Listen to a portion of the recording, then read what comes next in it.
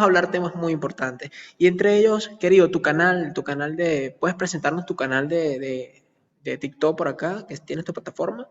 Claro que sí, bueno, el nombre de mi canal es El Punto Neutral y Tu Instagram, Telegram. en YouTube me encuentran por el mismo nombre, El Punto Neutral, porque bueno, yo considero que en estos temas hay que ser lo más neutro y no partidario de ningún bando, sino lo más Sí. neutral y central a la palabra. Entonces me encuentran por ese mismo nombre, El Punto Neutral, en YouTube también. Querido, a ver, entremos en materia. ¿Qué tipo de información se quiere proyectar a las personas en tu Bien, canal? ¿Qué bien. proyectas en tu canal? Bueno, la información en realidad incompleta es desinformación, por eso es necesario abordar los temas desde su base hebrea, de donde provienen todos los protagonistas del Nuevo Testamento. Hay que tener en cuenta todo esto para interpretar mejor el texto. Hay ciertas cosas que uno debe tener en cuenta, por ejemplo, el contexto cultural, así como las costumbres, las creencias de la época, el contexto histórico, es decir, dónde se redactaron los textos. Eso nos proporciona una perspectiva más clara. También el contexto geográfico, este tipo de información, cómo estaba influenciada la geografía, entender el entorno geográfico y las características de las regiones donde estaban los protagonistas bíblicos, proporciona una información adicional. También el contexto del templo, comprender la importancia histórica, la función, todo eso mejora también la comprensión incluso entre el padre y su pueblo. También hay que tener en cuenta, y la información que uno promueve es el contexto del libro carta. Cada libro y cada carta tiene un propósito, un autor o una audiencia específico, y estudiar Específico, esto ¿no? ayuda a comprender mejor el mensaje central del libro y su relación con el resto de la vida. Y una cosa no menos importante es el contexto del capítulo. Es importante considerar el contexto inmediato del capítulo que se está estudiando y cómo se relaciona con los capítulos anteriores y posteriores para ayudarnos a aclarar el significado del versículo individual, que es muy común que en las iglesias escuchamos, ¿no? Es importante Ok, tener en cuenta que Jesús y sus discípulos como Pablo no se identificaban como cristianos en el sentido moderno de la palabra. a eso Por eso voy. por eso es necesario superar estos temores que quizás por ahí heredamos de leer solamente literatura que nos proporcionan en las iglesias, y hay que buscar fuentes que también estén más próximas a la época de Jesús. Es decir, cuanto más cercana la fuente que estudiemos en términos cronológicos, más valor académico tendrán, ¿no? Es Sí. importante comprender estos aspectos, ¿no? Cuando se habla de Jesús, de acuerdo a tu proyección bíblica, cuando se habla de Jesús, estamos hablando de Jesús al que fue al pueblo de Israel, ¿sí? Porque llegó a ellos, pero ellos no le recibieron. Ahora bien, cuando se habla de Jesús, hablamos de quién específicamente.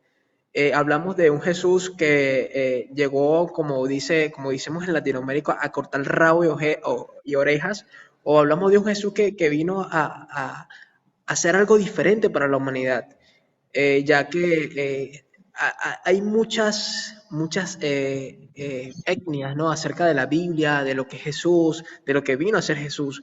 Pero cuando hablamos de Jesús, ¿de quién estamos hablando? Bueno, yo considero que hay dos Jesús, el Jesús teológico y el Jesús bíblico. Eh, A el, ver, el- el- vamos a desglosar esto, esto se pone importante. Cuando hablamos del Jesús teológico, ¿de quién estamos hablando? bueno, el Jesús teológico es el Jesús que uno aprende en cualquier seminario teológico que uno va, cristiano, o sea, en cualquier seminario teológico, uno, o sea, aprende de un Jesús que supuestamente vino a su pueblo y su pueblo lo rechazó y él lo rechazó y ahora se fue con un pueblo diferente. Nos presentan a un Jesús que está en contra del pueblo judío, nos presentan a un Jesús romanizado. Si yo busco Jesucristo en Google, aparece un Jesús con toga romana, Con toda Roma. con barba en punta, que el libro de Levítico lo prohíbe, totalmente descontextualizado. Pero esto tiene un porqué, o sea, esto no fue de la noche a la mañana. Obviamente que ese no es el Jesús de las profecías. El mismo Jesús de los institutos cristianos que supuestamente vino a cumplir la ley para que no la cumplamos, eso es algo totalmente antibíblico. Un Jesús de los seminarios cristianos que dice que no cumplió el Shabbat, cuando si Jesús no cumplió el Shabbat se estaría descartando como Mesías, porque dice que fue perfecto. Entonces encontramos este tipo de inconsistencias sutiles que al no tener el Bueno, conocimiento del mundo del cual venía Jesús, lo interpretamos desde nuestros lentes, pero tampoco en el cristianismo nos dan esos recursos, no nos dan esos lentes para que podamos verlo. Y bueno, ahí ya nos entramos en una cosa un poquito más compleja del por qué, que bueno, no vamos a entrar, pero el tema central es este Jesús es el Jesús que nosotros nos hacemos la idea, ¿no? Es como una película, ¿no? O sea, sí, porque tenemos una idea, ¿verdad? Basada, como bien lo dijiste, en la teología, ¿no? Pero ahora basada en la Biblia, en la esencia de lo que es Jesús, en la esencia de lo que es Jesús. Yo creo que va más allá incluso de las teorías que puedan existir, incluso en otros libros, eh, de lo que a veces profesan otras religiones incluso, de lo que es Jesús. Entonces hay muchas personas por allí, muchísima gente que está un poco confundida y que siempre está vagando, ¿no? Entre personas queriendo llegar a Dios cuando el mismo Jesús dijo que Él es el camino, la verdad y la vida, y que entonces que nadie va al Padre si no es por Él. Entonces existen otras personas, otras entes, otras entidades que profesan de que para llegar al Padre, pues no precisamente tenemos que llegar a Jesús. O sea, son muchas cosas, pero ahora bien, del punto bíblico, ¿quién es Jesús? bueno, tenemos que empezar definiendo qué es el Mesías, ¿no? Porque todos los Ah, ok. cristianos, independientemente de su religión, todos saben que Jesús es el Mesías y se quedan con ese concepto de Mesías. El Mesías es un concepto judío, no es un concepto cristiano, eso nace en el Antiguo Pacto, en la Tanaj, como lo Estamos conoce. hablando, perdón, aquí estamos hablando de un tema de cultura, porque bien Jesús nació a ese lado de Medio Oriente, Judá, pues Nazareo. Entonces, o sea, ya hablando de otros temas ya de cultura, quiere decir que si Jesús hubiese nacido en Centroamérica, bueno, fuese centroamericano y por ende la cultura de Jesús no sería la que conocemos. Entonces, en teoría podemos decir que Jesús respetó la cultura de su país de alguna manera. ¿Estamos correctos en eso o hay que aclarar algo? Exacto, exacto, sí, sí, Jesús no era el típico niño cristiano que iba a la escuela dominical los domingos, o sea, que tomó la comunión, no, no, no, Jesús, o sea, la Biblia aclara de todos los ritos que cumplió que estaban establecidos en la Torá, y no era algo para cumplir y ya está, o sea, vemos que después se siguió, hay ciertas cosas que se siguieron cumpliendo, incluso después de que se destruyó el templo. Entonces, hay que como decía usted, hay que ver que Jesús nació en ese contexto y respetó esa cultura. De Respetó hecho, la cultura. cuando él iba creciendo, dice que él estaba sujeto a sus padres, o sea, no era un rebelde eh, que iba pateando ahí baldosas, ¿no? Sí, ciertamente. Una pregunta, estimado. ¿Con qué línea de creencias nos identificamos? Bien, bueno, ¿con qué líneas de creencias me identifico? A ver, Si yo dijese que me identifico con lo que sería el monoteísmo, el cristiano también afirma ser monoteísta, sin embargo, en su doctrina cree en tres deidades, ¿no? Padre, Hijo, Espíritu Santo. Entonces, cuando correcto. a Jesús le preguntan cuál era el mandamiento más importante, él respondió en Deuteronomio 6:4, Shema Israel, Adonai Echad. Entonces esa es la oración que todo judío reza al levantarse, al acostarse, incluso en la hora de su muerte, proclamando con esa oración la unicidad de Dios, que no hay más que Él. Entonces tenemos una aparente contradicción si nos identificamos como monoteístas entre el judío y el cristiano. Entonces creo que la definición más correcta, si tuviese que definirme con una línea de pensamiento, sería lo que en las redes sociales se conoce como raíces hebreas. Raíces hebreas. Ujú. Perfecto. Hay otra pregunta importante acá. ¿Qué significa esa línea de creencia o fe para la mentalidad cristiana actual? Bien, bueno, en la mentalidad cristiana contemporánea, o sea, lo que se escucha por raíces hebreas, a las personas enseguida les viene a la mente algunas cosas que le dicen en sus congregaciones, como si volvés a la ley te caes de la gracia. Es frecuente que justifiquen las doctrinas sacados de un pasaje de contexto, cuando esto está prohibido tanto la hermenéutica judía como cristiana. Otra frase que dicen es: si te acercás a Moisés, te alejas a Jesús, a pesar de que Moisés nos conduce a Jesús. Entonces, este tipo de creencia en la mentalidad cristiana se origina en una tradición que se remonta a los primeros padres de la iglesia, quienes vivieron hace casi 2000 años y provenían de contextos paganos. O sea, estos primeros padres de la iglesia que gestaron el pensamiento actual que tiene el cristianismo. Cuando digo padres de la iglesia me refiero a todos los que surgieron después de que Jesús y sus discípulos y todos los protagonistas del Nuevo Testamento murieron, todos los que sucedieron, ¿no? Y al convertirse estos padres de la iglesia que venían del paganismo al cristianismo, trajeron consigo ideas de filosofía griega y las incorporaron como métodos de interpretación de las escrituras y descartaron todos los métodos de estudios de exégesis hebreos que había en la época de Jesús. Entonces esto de raíces hebreas es volver al original, como era hasta la época de Jesús, cómo se estudiaba las escrituras, y no todo lo que surgió posterior, que yo pienso que lo que es la teología actual existe porque se desviaron del original, si no, no existiría la teología. Claro, claro, sí. Sí, sí, hay ciertas cosas, ¿no? Que de pronto en el camino se van perdiendo, o las traducciones de la Biblia incluso también han sido modificadas, quizás a este nuevo tiempo. Eso ha ocurrido, pues. De hecho, creo que me va a salir un poco del tema, ¿no? Pero, de hecho, la Biblia que leemos hoy es la Reina Valera, ¿no? 1960. Sí, sí, no estoy Ujú. equivocado, ¿cierto? Sí, sí, Esa es sí, tal la, cual. esa es la que, pues, Por leemos hoy día. excelencia, o sea, el caballito de batalla de todo creyente es esa, sí, sí. Sí, Reina Valera 1960, que esa es la Biblia, pues, que leemos actualmente. A ver, ¿cómo se llegó a tomar esta postura de fe? Basado en la pregunta anterior, Bien, de, de las raíces hebreas. ¿Cómo se llega a esto? bueno, yo pienso que en la medida que se acerca el Mesías, su luz se intensifica más y el Padre nos invita a profundizar en nuestro conocimiento para que podamos acceder espiritualmente a través de la luz. Y el Padre nos está brindando herramientas que ofrecen las raíces hebreas que en cierto modo habían sido descuidadas o pasado por alto. O sea, ¿cómo es que yo llegué a esto? Yo pienso que cada persona, cada creyente, cada hijo tiene un camino individual, un llamado personal para acercarse a una posición de fe. Para esta fe de lo que es las raíces hebreas, algunos tuvieron sueños, escucharon palabras en hebreo, escucharon el shofar y algo se estremeció dentro. En mi caso en particular les puedo compartir cómo fue mi experiencia, de cómo llegué a esta postura de fe, cómo pasé, por decirlo de algún modo, ¿no? Para que la audiencia entienda, cómo pasé del cristianismo a las raíces hebreas. En mi caso Es particular, importante. en mi afán por las escrituras, decidí estudiar en dos seminarios teológicos al mismo tiempo.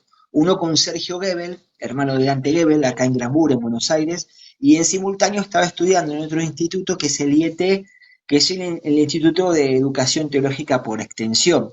De ese instituto se han graduado pastores de renombre acá en Argentina, o sea, la gran mayoría de los pastores de renombre estudió en ese instituto. Sin embargo, me llevé una gran decepción al pasar un par de años en ese seminario, cuando me di cuenta de que no se trataba ese seminario de materias dinámicas, sino de un monólogo en el que el pastor proporcionaba, o sea, el instituto proporcionaba material con respuestas ya predefinidas, sin posibilidad de debate, y me di cuenta de la falta de interacción y participación activa en ese proceso de aprendizaje. Además que promovían enseñanzas con antisemitismo solapado. No solo eso, sino que también nos dijeron, cuando estudié en ese seminario, que compramos, que obviamente que todos los meses nos daban diferente material que comprábamos, que luego esos materiales que completábamos los iban a llevar a la central para corregirlo. Pero nunca corrigieron ningún libro, y lo único que les parecía importar era cobrar la cuota. En aquel entonces yo iba a una iglesia con pocos recursos, donde había miembros que quizás por ahí no podían solventar esa cuota, y a las iglesias multitudinarias este instituto les cobraba descuento. Entonces, todo me pareció muy comercial, alejado de lo que está escrito en las escrituras, y me sentí en este instituto afectado tanto en términos de enseñanza, porque no había un espacio para el debate bíblico sobre lo que se enseñaba. Era así y ya está. Y también en lo económico porque no contemplaba el cupo para aquellos con menores recursos. Durante este periodo que yo pasé, este trance, empecé a sumergirme gradualmente en el estudio de las raíces hebreas. Y el contraste entre el sistema de estudio anterior y este nuevo enfoque era abismal. Ahora yo tenía la libertad, cuando empecé a estudiar de raíces hebreas, tenía la libertad de leer toda la literatura que anteriormente me habían prohibido en las iglesias o las marcaban como peligrosas, que irónicamente estos textos, como yo mencionaba hace un rato, están más cerca del periodo de Jesús y resultaban ser mucho más cercanos a la enseñanza que otro cualquier libro que me presentaban en la parte esta de la teología. Después de pasar un tiempo y me sentía como dice Jeremías 2.13. En Jeremías 2.13 dice, porque dos males ha hecho mi pueblo, me han abandonado a mí, fuente de aguas vivas, y han cavado para sí cisternas agrietadas que no retienen agua. O sea, no podía continuar asistiendo a una iglesia cristiana y me sentía como que era beber fuentes de aguas desconocidas.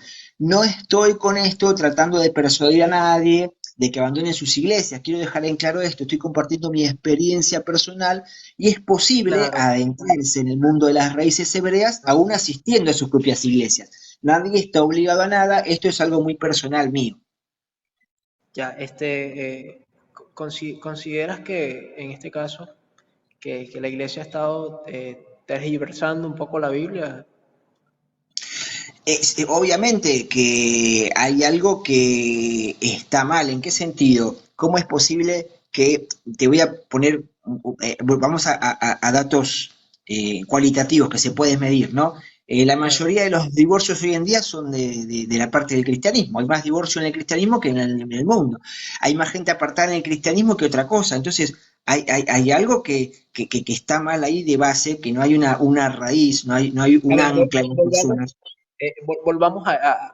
volvamos a la pregunta, perdón, a lo que dijiste anterior, el Sí. tema del matrimonio, o sea, ¿cómo se ha tergiversado un poco pues la Biblia en cuanto a este tema? Es la última parte que dijiste. Sí, sí, sí, sí, que hay más divorcios en la parte de la parte cristiana que en el mundo. Entonces digo, o sea, hay algo que ¿cómo puede ser que los adolescentes o los jóvenes cristianos que van a la facultad de repente se alejan de sus raíces cristianas? Porque los confunden. ¿Dónde están las bases? ¿Dónde están las bases Claro. sólidas Ajá. supuestamente que los formaron? O sea, hay algo que estadísticamente hay algo que está mal. Y generalmente hay algo que también pasa mucho en las iglesias, que desde el púlpito se recalca a la gente que se aparta. Pero ¿será siempre porque la gente se aparta porque es fría, porque está mal? ¿O nunca se hace un mea culpa desde el púlpito si no hay algo que está mal desde ahí arriba también? Porque siempre se tiende a culpar a la persona, ¿no?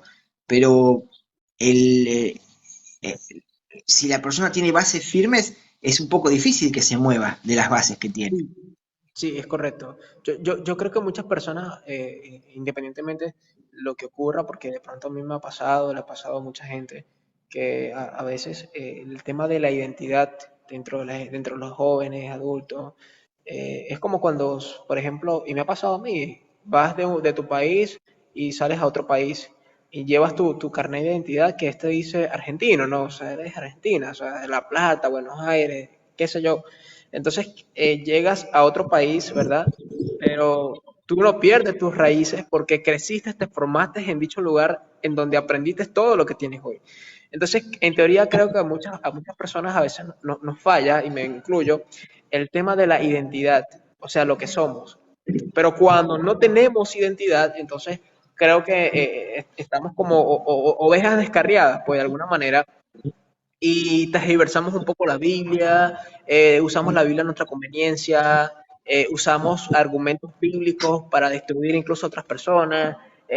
perdemos de alguna manera pues nuestro norte y fallamos a nuestra identidad, a quienes somos. Y cuando no tenemos identidad, yo creo que el asunto es peor porque necesitamos de alguna manera entrar, volver a alguna raíz de dónde somos, quién nos formó, de dónde venimos, de dónde estamos cimentados. Entonces, de que creo, si mal no recuerdo, fue el mismo Jesús que le dijo a Pedro, pues sobre ti edificaré mi iglesia. Entonces, cuando te delegan una responsabilidad tan grande como esta y de que de pronto ya después la cultura dentro de la iglesia también se tergiverse mucho, pues, porque no estamos hablando de cómo te vistes, no estamos hablando de cómo te peines, no estamos hablando de cosas que suceden básicamente a nuestro alrededor. Estamos hablando de tu creencia, pues, de tu creencia más allá de la ropa, más allá de cómo te vistas, más allá de lo que parezcas. O sea, yo creo que el asunto es más profundo, es la identidad. Entonces, en cuanto después que llega el Espíritu Santo y es llenada toda la iglesia, hay un sello, me explico, hay una identidad que te da. Pero yo considero que esa identidad muchas veces se pierde pues en cuanto a temas de iglesias, en cuanto a temas de falta a veces de cultura, falta de educación también, y mucha gente pues se descarría pues por falta de conocer la Biblia, de conocer dónde está parado, quiénes son. Entonces cualquier persona pues bueno puede sembrar algo que no esté acorde a la Biblia pues y es creíble porque no tiene identidad. Quizás sintió curiosidad por alguna religión o por algo que no está de acuerdo, entonces bueno, de pronto toma una falsa identidad y también se identifica con ello porque no tiene una identidad y eso pues ocurre mucho, actualmente ocurre en muchas iglesias, con muchas personas jóvenes, con personas adultas incluso, y entonces bueno, lastimosamente es el mundo en el que vivimos. Pero es importante esto es en vivo, pues, conocer de que el cristiano o la iglesia cristiana, o sea, esto no es de ahora, esto viene de una raíz, esto viene de una cultura ya puesta por el mismo Jesús que vivió, que respetó, y me parece muy bien hablar de estos temas. Me parece súper bien. Ahora bien, ¿cuáles son los métodos de investigaciones que utilizamos para escudriñar la escritura actualmente? ¿Cuáles son esos métodos que se usan? ¿Cuáles métodos consideras que son correctos desde tu punto de vista? Bueno, buena pregunta eso. ¿Cuáles son los métodos de escritura? Antes de responder esto de cuáles son los métodos de investigación, quería hacer un paréntesis y comentarle esto a los hermanos que están escuchando. En la actualidad hay un montón de personas en las redes sociales que hablan sobre las raíces hebreas. Mi recomendación para ellos es que al principio se elijan a un solo maestro que tenga una reputación sólida y una trayectoria de muchos años. Esto lo digo porque hay muchas personas con poca experiencia que se autoproclaman maestros y pueden causar confusión. O sea, hablando en argentino, charlatanes, ¿no? Quiero aclarar esto, que yo no soy un maestro, simplemente soy un estudiante que comparte sus conocimientos en su canal. Ahora sí, bueno, volviendo a la pregunta que me hizo, ¿cuáles son los métodos de investigación que hay en las raíces? Bueno, existen numerosos métodos de investigación disponibles, además de los libros históricos culturales, está la crítica textual, hay otros pocos conocidos en el mundo occidental, ¿no? Como la gematría o el estudio del alefato hebreo con la concordancia Strong. Un método de los que me gusta mucho a mí que es el Pardés, que son las 4 interpretaciones que hay, que es el Peshat, que es estudiar ver un texto en el nivel literal, después está el Remes, que es ver la pista de ese texto, después está el Drash, que es como la alegoría, lo que en el cristianismo se conoce como parábola, y el Sol, que es el nivel oculto. O sea, hay un montón de métodos. No quiero abrumar al oyente, lo importante es que cada individuo que lo desee puede adentrarse en el estudio a su propio ritmo y utilizar la herramienta que le resulte más cómoda. Debemos entender que no existe una única forma en la que Dios se nos revela, sino que hay un montón hay más formas de las que nos podemos imaginar en las que podemos profundizar en las cosas de Dios, pero bueno, lo importante, como decía, es que cada cual vaya de a poquito adentrándose a su ritmo y a lo que pueda ir estudiando. Querido, una pregunta en cuanto a este otro tema. ¿Hay algún tipo de base científica o históricas de nuestro método de interpretación de las escrituras? O sea, ¿podemos interpretar las escrituras de algún método científico? Sí, o sea, dentro de las raíces hebreas, o sea, se podría decir que es multidisciplinario, hay varios métodos, o sea, abarca como los que mencionamos hace un rato, lo cultural, lo lingüístico, lo geográfico. Acá no es como en el cristianismo que se Ah, dice, eso voy. debés creerlo por fe, o si no, si dudás, no tenés fe, entonces está mal. No significa esto. Este tipo de pensamiento roza lo sectario y no tiene que ver nada que ver con la fe hebrea. Se valora mucho en las raíces el pensamiento crítico, que es algo que a menudo en las sectas eliminan esto, lo que es el pensamiento crítico. Ponen pensamiento lineal y siempre pensar lo mismo. En las raíces hebreas el pensamiento crítico es importante. ¿Qué es esto? El pensamiento, ¿qué es A esto del ver, pensamiento crítico? Implica estar abierto al cambio y a la revisión de nuestras propias creencias en base a nuestro propio conocimiento y evidencia bíblica, o sea, usar también la lógica, algo que muchas veces se anula en el cristianismo, ¿no? Por no decir que muchas veces se hacen cosas totalmente ilógicas, ¿no? Esto por ¿cuál? anular. Ok. No, bueno, hay cosas que son muy comunes, o por lo menos me tocó vivir a mí, de cuando estuve en el cristianismo, que te decían, bueno, no toques el manto del ungido. Tocaban un pasaje en el que David no se atrevió a cortar el manto de Saúl para decir que no puedes criticar al líder de lo que dice, ¿no?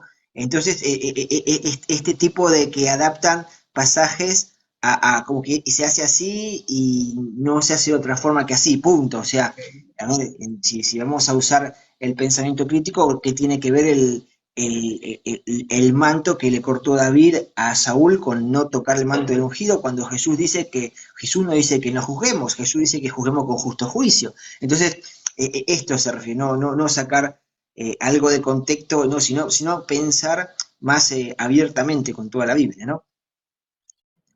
Entonces, ¿cuál es la diferencia de nuestra manera de escudriñar la escritura a la manera común cristiana? Bueno, interesante. Antes mencioné que una parte de la doctrina que encontramos en el cristianismo se basa, o sea, esto se debe a la influencia, habíamos dicho, de los primeros padres de la iglesia, quienes incorporaron la filosofía griega con una interpretación para estudiar las escrituras, incorporaron la filosofía griega. Esta influencia que incorporaron los primeros padres de la iglesia tuvo un gran impacto en el estudio de la interpretación de la Biblia en el cristianismo contemporáneo, ya que se abandonó en gran medida la hermenéutica hebrea bien conocida por Jesús, los profetas y los sabios de antaño. Voy a citar algunas frases de estos padres de la iglesia para que ilustren bien esto que yo quiero decir, cómo fue que se fue incorporando un método de interpretación totalmente ajeno al espíritu de la Torah, un método de A ver, interpretación ajeno a los que había ya provisto los sabios, ¿no? Por ejemplo, uno de los primeros padres de la iglesia fue Justino Mártir.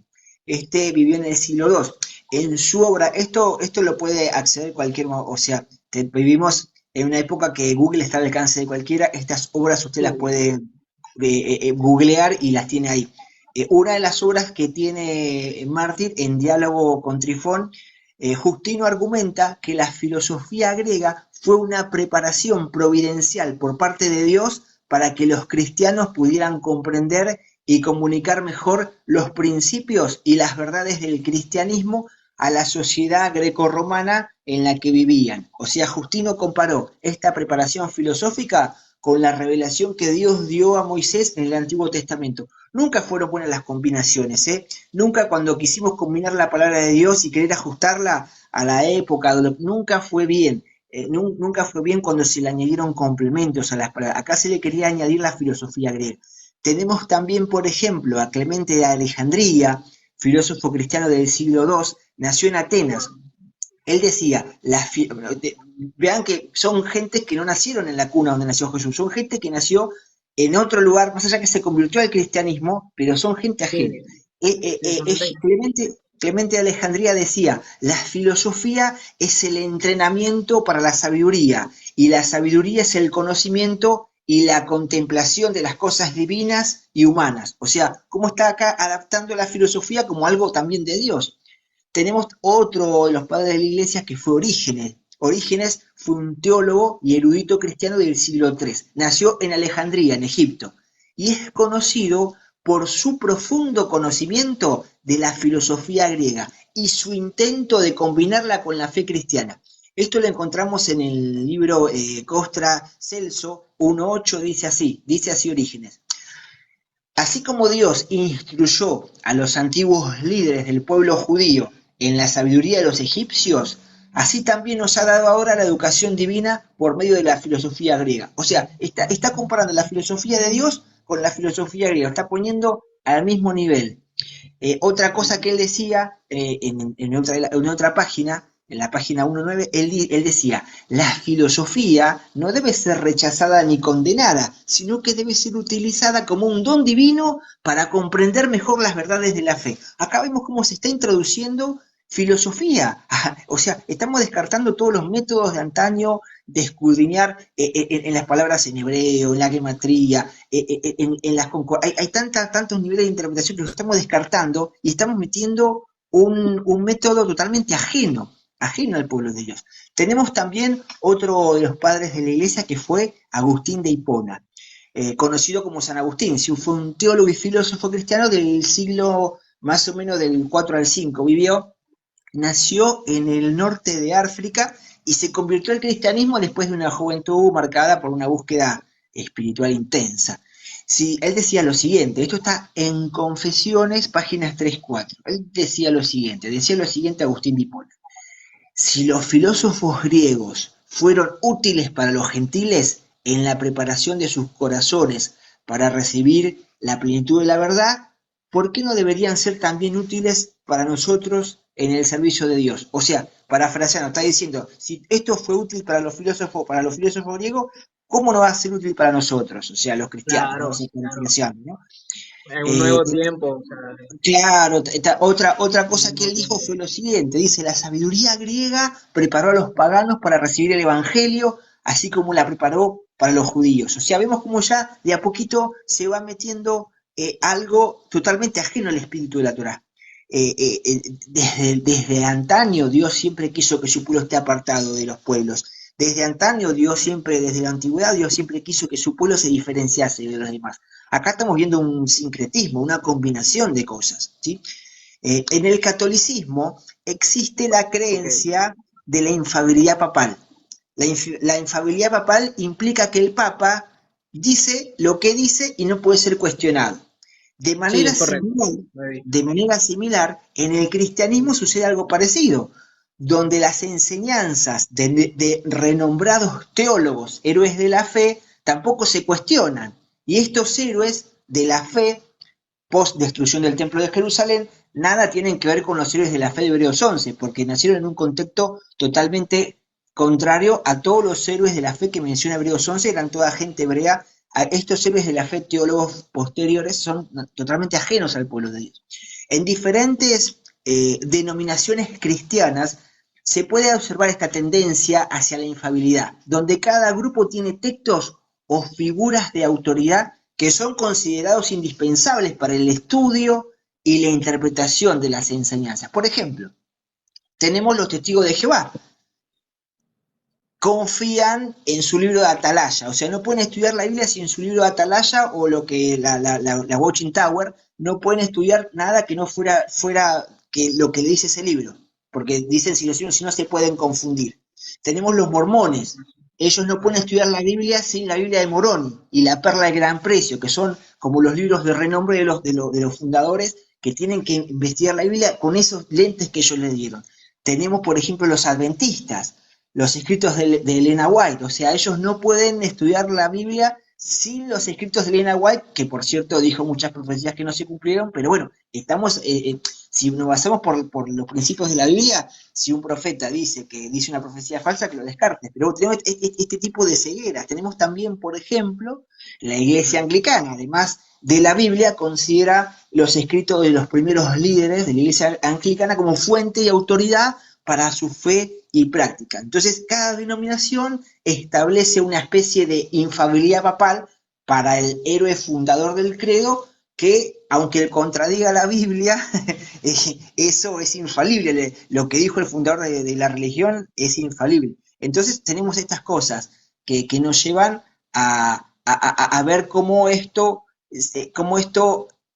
la manera de escudriñar de las raíces es totalmente ajena a todo esto y quiere volver al original, o sea, descartándose de todas estas cosas agregadas.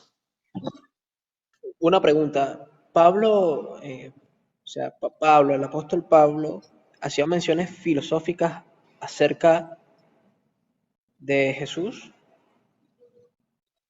fuera de lo que es, ya va, fuera de lo que es, antes de ser Pablo, estamos hablando de Saulo de Tarso, antes de ser Ujú. Pablo, porque él era muy estudioso, en la época era muy duro, pues en la época de Jesús era muy duro. Yo estoy seguro Pero, que hasta incluso, pero sí, sí, Pablo era contrario a la filosofía. mira, yo creo que incluso Pablo tuvo acceso a escritos que no siquiera nos llegó a nuestras manos, porque él tenía un conocimiento de todo, no solamente la Tanakh. Él en una ocasión discute con epicúreos y estoicos en Grecia. Yo tenía un conocimiento de filosofía griega, pero no porque practicase, él sabía diferenciar, él usaba el conocimiento de ellos para presentarles al Mesías. Pero, ¿qué pasa con Pablo? Pablo nunca eh, eh, usó la filosofía como método de enseñanza, sino como método de acercarse a las personas que pensaban así. Él citó a filósofos para acercarse, obviamente, a ver, si Pablo iba a los filósofos y les decía, miren que yo les predico a un Jesús que murió y resucitó, no van a entender nada ellos, o sea, el pueblo griego no tiene nada que ver con el pueblo judío, no le podía hablar como judío, tenía que adaptar su discurso a los griegos, no le podía, porque no entendía, o sea, imagínate que un griego que viene de esta doctrina de que le da culto al cuerpo, de la perfección, ellos, cuando a Pablo lo empezaron a escuchar, ustedes pueden buscarlo esto en las escrituras, Pablo les empieza a hablar unos Disculpa, griegos, y lo disculpa. escucharon, sí, sí, sí, sí, sí, sí. Un segundo. Marcos Rosa hizo una pregunta. ¿Puedes explicar más eso? Marcos, haz la pregunta para responderte, ¿vale? Querido, continúa. A ver, vamos a esperar que Marcos Claro, sí, sí, pregunte. mientras lo escribe, les comentaba que Pablo estaba discutiendo con unos, que a ver, los griegos eran politeístas, les encantaban los dioses, fanáticos de los dioses, tenían dioses para todo, tenían dioses grandes, dioses bajos, dioses de acá, tenían dioses, incluso, bueno, no me quería meter en ese tema de la palabra genio, que viene de genios de uno de los dioses, o lunático. Bueno, a lo que voy, que cuando Pablo empieza a hablar a los griegos, ellos lo escucharon, wow, qué buen mensaje, le está hablando de un Dios nuevo. Pero cuando Pablo les habla de la muerte y resurrección, ahí lo dejaron de escuchar. ¿Por qué? Porque para los filósofos griegos morir y resucitar es como involucionar. Ellos creían en la evolución del cuerpo y del alma. ¿Cómo íbamos a morir y resucitar de vuelta acá en la tierra? O sea, lo dejaron de escuchar ahí, le cerraron la persiana. Entonces, cuando les empezó a explicar Pablo principios de Jesús, tenían un chip totalmente diferente. Entonces, resumiendo para no hacerlo complejo, Pablo usó lo griego para acercarse a los griegos. Él mismo dijo, al judío me dice judío, al gentil Sí, al gentil, al griego griego al dice. griego. Pero, a ver, la gente al no entender lo que dice, a ver, del bando contrario, ¿qué es lo que dicen? Ah, pero Pablo era un camaleón, estaba de este bando, estaba del otro. No, eso es sacarlo de contexto, no es que quería quedar bien con uno y con otro. De hecho, en Colosenses 2, sí, fue el mismo Pablo que dijo, cuídense de que nadie los cautive con vana y engañosa filosofía que sigue tradiciones humanas, las que va de acuerdo con los principios de este mundo y no conforme a Cristo. O sea, Pablo era muy radical, Pablo era muy radical, o sea, era tajante, por así decir, para este tiempo, considero, eh, y en su momento, pues, fue muy directo, pues, con la iglesia, y creo que celoso con la iglesia, porque como lo dijimos al principio, creo que la Biblia y muchas creencias han sido adoptadas por el simple hecho de a veces adaptarnos a una vida que no va de acuerdo, pues, al principio. Y eso quizás nos pudo haber pasado a todos alguna vez, de que a veces tomamos ideologías o culturas porque simplemente nos conviene, a veces por conveniencia, a veces tomamos características de otras etnias por el simple hecho de arrastre. ¿Sí? Cuando a veces compras un producto en la calle, Entonces viene Pedro y me pregunta, ¿y ese producto? No, bueno, lo compré, es bueno, lo voy a usar. Entonces va Pedro por el simple hecho de arrastre, porque ese fenómeno de arrastre ocurre en las iglesias, o sea,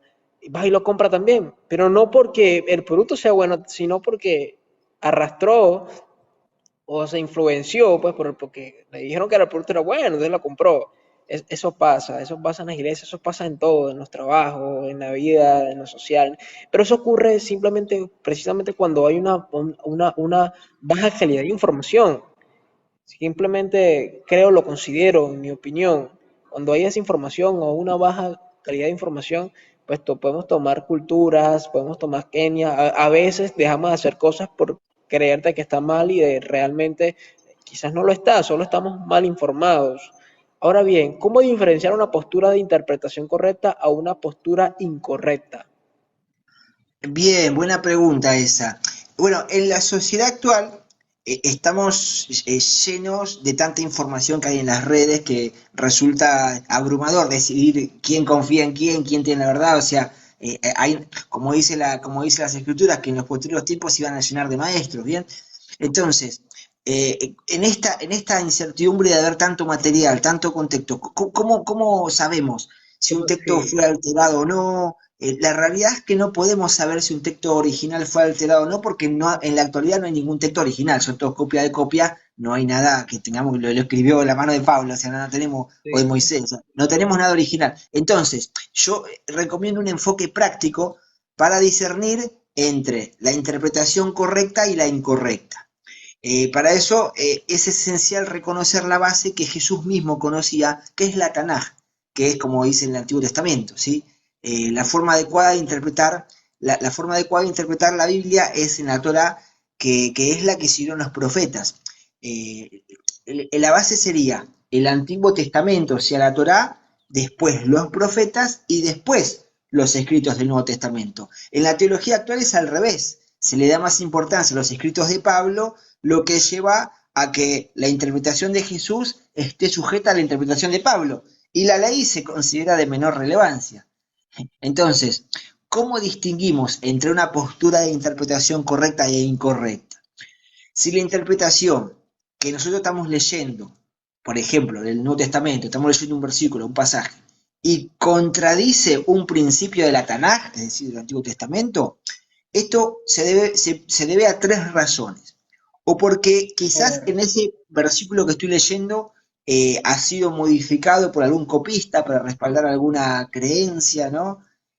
O puede ser por un error involuntario, porque a veces desde el hebreo al español del hebreo al inglés, después se pierde la verdadera esencia, ¿bien? sí, O exacto. podemos estar malinterpretando el pasaje al interpretarlo incorrectamente. Recordemos que no tenemos los lentes hebreos, estamos interpretándolo de los lentes de una persona que viene el siglo XXI, 2000 años después.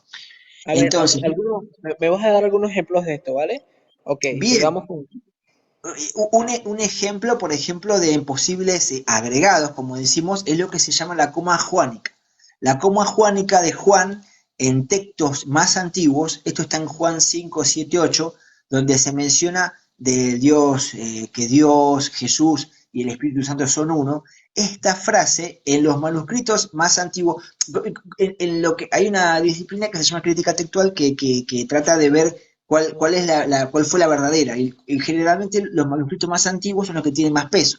En los manuscritos más antiguos no está esta frase que dice que Dios, Jesús y el Espíritu Santo son uno, sino que parecería ser que esto fue un agregado del copista como una nota al margen, o sea, abajo, una nota no dentro del texto, sino una nota como de anotación abajo, y se ve que los copistas que seguían posteriores lo agregaron al texto original. Y así fue como se agregaron textos que obviamente, base a estos textos se hacen doctrinas que no estaban en el original.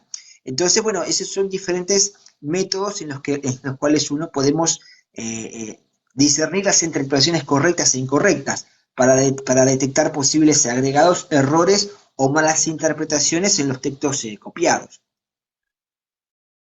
Ok, eso pasa. ¿Cómo influye una nueva revelación de la escritura en tu creencia? Bien, bueno, mi fe sigue centrada en Jesús, pero el Jesús bíblico, como decíamos al principio de todo, el Yeshua auténtico. El cristianismo, por su parte, tomó a Jesús, como decíamos al principio, le eliminó gran parte de su contexto judío, adaptándolo a una imagen más acorde con la cultura y las creencias romanas. Eh, yo sé que Jesús no viene por quien asiste a una institución, como se dijo por muchos años en las iglesias, sino que Él viene por quien guarda sus mandamientos, ¿no? Como dice la palabra, la suma de tu palabra es verdad, Salmo 119, 160. Eh, yo casi en 3 décadas seguidas tuve la oportunidad de asistir a diferentes iglesias con diferentes doctrinas, pero en todas estas iglesias que estuve compartían una creencia en común, que todas decían tener la verdad absoluta y consideraban a los que no estaban en su congregación como equivocados. Sí, pasa. Pero según la Biblia, el reino de Dios es una teocracia en la cual Jesús, como su representante en la tierra, cuando gobierne, lo va a hacer directamente, sin necesidad de ninguna institución. Cuando venga Jesús no va a gobernar a través de una religión. O sea, cuando el reino de Dios se establezca, si estuviese basado en dogmas controlados por seres humanos, sería similar a una democracia, donde las instituciones tienen el poder.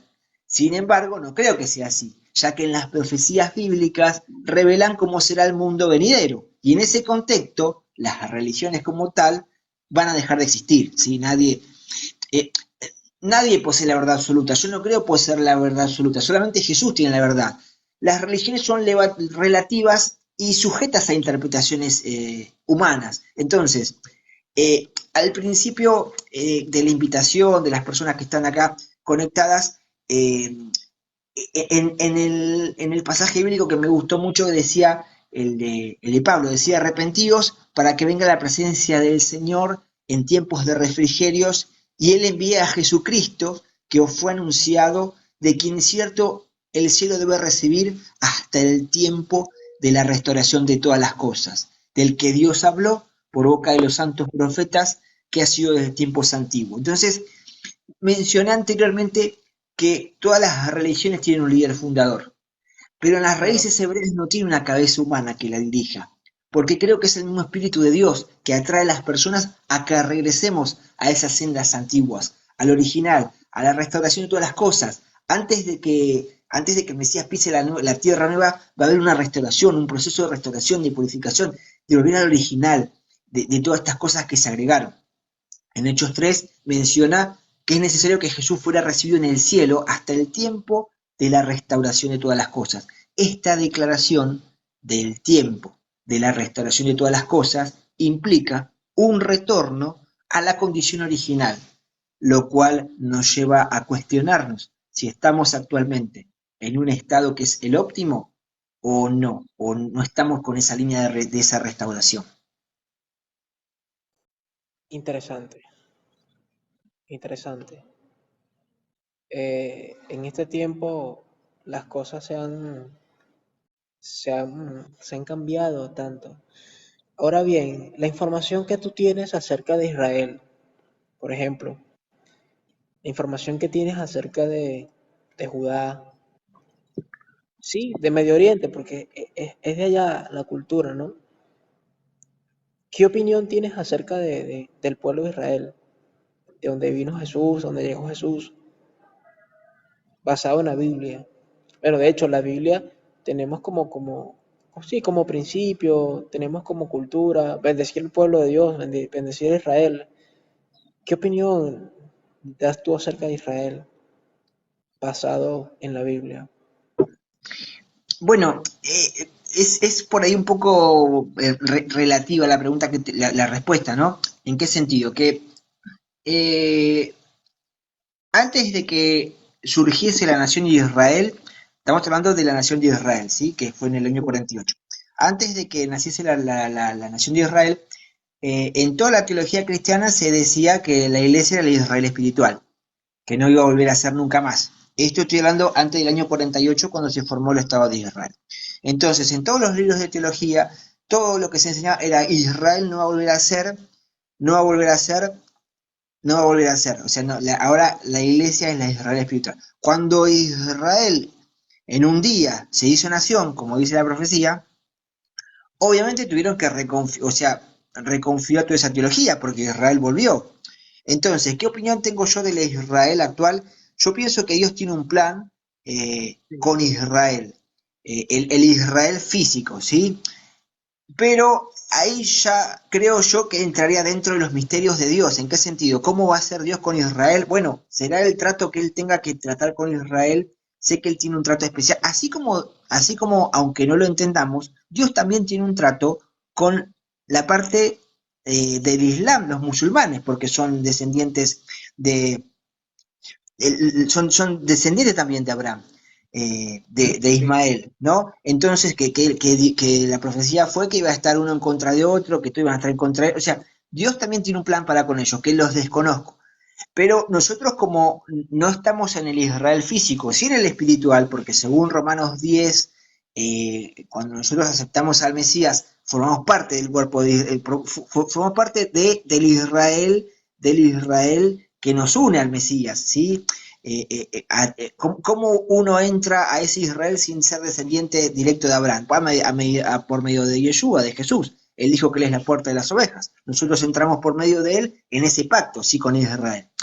Entonces, con respecto al Israel actual, en el Israel actual el mundo judío está tan dividido como el mundo cristiano. ¿En qué sentido? En el sentido de, así como en el cristianismo encontramos diferentes denominaciones, en el judaísmo también, dentro del pueblo de Israel, por así decirlo, hay un montón de denominaciones de creencia, judíos ortodoxos, o sea, hay liberales, sefardí, tenés una gama con diferentes creencias también de quién es el Mesías, de quién, entonces, ¿a qué voy con todo esto?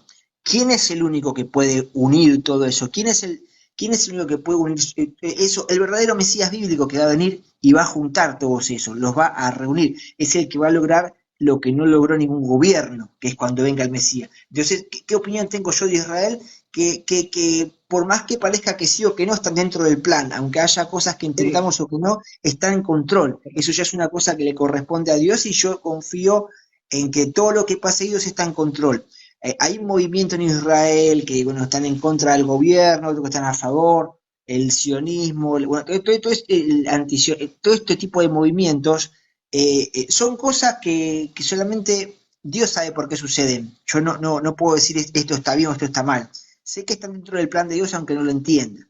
Entonces yo pienso que todo lo que pasa en Israel está en control de Dios, como lo que pasa en nuestros pueblos, ¿no? Yo pienso que es un plan de Dios aunque no lo entendamos, tiene algo, confiamos en que va a llegar ese día en el que Mesías ya borre todas esas diferencias y va a ser tan evidente que él venga que no va a haber duda, no le vamos a tener que enseñar a nadie, va a ser evidente cuando él venga.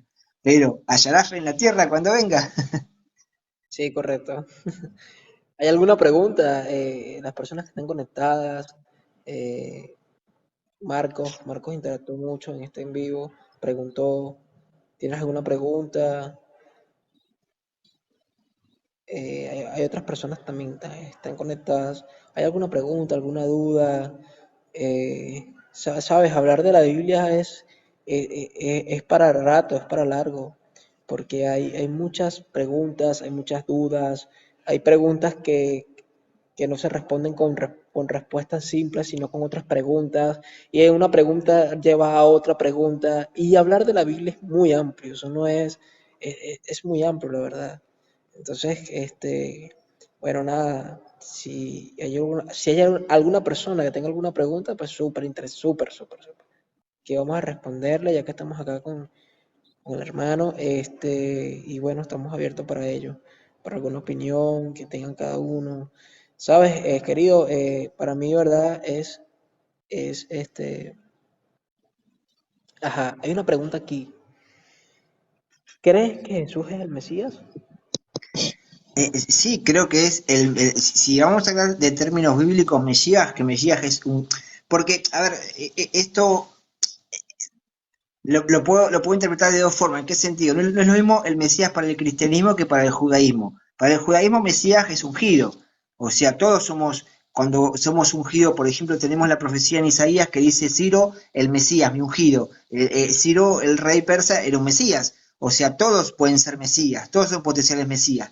Pero según el judaísmo, uno es Hamashiach, el Mesías. O sea, pueden haber muchos Mesías, pero uno es el Mesías, el único, el que va a estar por encima de todos, ¿sí? Entonces, Sí. si lo interpretamos de esa forma, yo creo que Jesús es ese Mesías prometido en las escrituras hebreas. Ahora, si hablo del Mesías del cristianismo, que vino a abolir la ley, que vino a desechar su pueblo, que ya nos rige la ley, en ese Mesías no. Pero sí en el Mesías bíblico, como Mesías, como el ungido, como el apartado, para que iba a traer la paz mundial, sí en ese Mesías sí creo que todo apunta hacia él, que todo apunta hacia él. Cuando uno empieza a profundizar más allá de lo que uno aprende en el cristianismo, uno entra a profundizar en lo que son las letras hebreas, en lo que es el estudio, incluso el estudio de las porciones de las parashá, que son lo que hacen los judíos en las sinagogas, por más que leamos el Antiguo Testamento, como se conoce en el cristianismo, uno escucha esas enseñanzas y lo ve al Mesías, ellos no lo ven porque está ahí oculto. El Antiguo Testamento es el Nuevo Testamento encriptado y el Nuevo Testamento es el Antiguo Testamento revelado. Tenemos que saber jugar con esas dos cosas, ¿no? Cuando estamos en el Antiguo o en el Nuevo. Claro. Ahora bien, eh, estaría bien que dejáramos el tema del Mesías para otro en vivo, pues podemos coordinarlo ya en privado, porque hablar de Jesús es desglosar desde su niñez hasta sus 32 años de vida que tuvo pues en la tierra. Entonces Hay, hay mucho de qué hablar de Jesús, mucho. hay algo muy interesante con respecto a Jesús, con respecto a Yeshua, que él nunca en su vida escribió ningún libro. Él nunca en su vida escribió ningún libro. Sin Correcto. embargo, en toda la historia de la humanidad no se han escrito tantos libros que hablen de él. Sí, No hay ningún personaje de la historia humana que se hayan hecho tantos libros, tantas cosas. Entonces, eh, eh, recuerdo ahora una de las profecías cuando estaba por nacer Yeshua, que le dicen, si mal no recuerdo, una profetisa que hay en el templo, y ella dice una frase muy interesante. Ella dice, él será signo de contradicción en su pueblo, dice. O sea, signo de contradicción, como alguien disruptivo, alguien que viene a romper las reglas establecidas. No romper las reglas de transgredir la Torah, romper las reglas de lo que ya estaba establecido, pero con los marcos del parámetros de la Torah, ¿bien? Entonces, así es. por ponerlo así una palabra, es como un misterio, si vas a poner una palabra, ¿no? Es un misterio Jesús, por más que se haya revelado, pero es la imagen del Dios invisible. Si Dios es infinito, la imagen del Dios infinito, eh, eh, podemos interpretarlo en un montón de niveles, o sea, es algo, de hecho, cuando Él se fue, que ascendió a los cielos, había muchos misterios que a sus discípulos le contó, pero otros no, otros que se los reveló posteriormente, como el misterio que se le revela a Pablo, a Pedro, a los gentiles, o sea, hay un montón de misterios que Jesús no se lo dijo a sus discípulos. Entonces, hay tantas cosas para aprender de él, para definirlo. Entonces, yo sé que en el judaísmo, por ejemplo, a Dios se lo dice de diferentes nombres, como Hashem, Adonai. ¿Por qué? Porque como es infinito, no hay una forma de definirlo. Si alguien es infinito, no lo puedes definir. Uno dice el eterno, una forma así global como decir el eterno. Y si Jesús es la imagen de Dios invisible, es un poquito difícil también definirlo, ¿no? O sea, ¿quién es? Es el Mesías, tal vez es el Mesías, pero como decís vos, lo podemos dejar para otro vivo para hablar de quién es el Mesías, pero el Mesías bíblico, ¿no? Ese que Pablo dice que es el misterio que estaba antes de la fundación del mundo. Y si Pablo dice que el Mesías era un misterio, y que estaba habituado a la literatura judía que nosotros nunca vamos a tener acceso, ¿cuánto más para nosotros que somos del otro lado del charco y 2000 años después? ¿Cuánto más va a ser un misterio para nosotros? ¿Qué piensas del proteísmo? Proteísmo. Del Mira, proteísmo. ajá, sí. Sí, lo que pasa es que se habla mucho, a ver, vamos a buscarlo aquí rápidamente. Eh, preterismo, perdón. Ah, el preterismo. Sí, preterismo.